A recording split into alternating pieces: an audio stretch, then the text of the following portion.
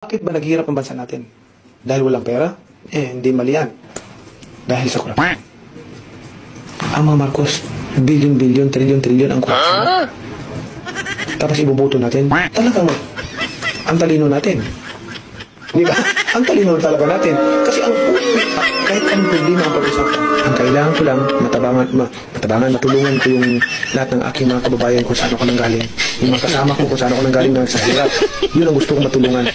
At mapakulong lahat ng mga kawatan sa hirap. One eternity later. Ano nang nangyari? Bakit tayo nagkahiwa-hiwalay? Bakit tayo nag-aaway-away? Kung sinong nakaupo, may mga kumukontra. Ang programa ng ating Pangulo ay napakaganda. Doon sa Bagong Pilipinas po, kasama po doon, ang isa sa nagustuhan ko, yung sustainable livelihood. Sustainable livelihood at saka pabahay.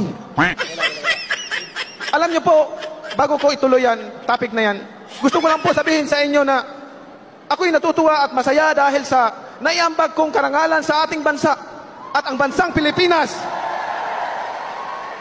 At ang bansang Pilipinas, nakilala hindi lamang dito sa buong Asia, kundi sa buong mundo. Bilang Pilipino, proud na proud ako. Proud na proud ako dahil nailagay natin sa mapa ang ating bansa. At ang nais ko sana na tayong lahat nagkakaisa para sa isang pangarap. Isang pangarap na umasinso ang bawat Pilipino, ang bawat pamilya.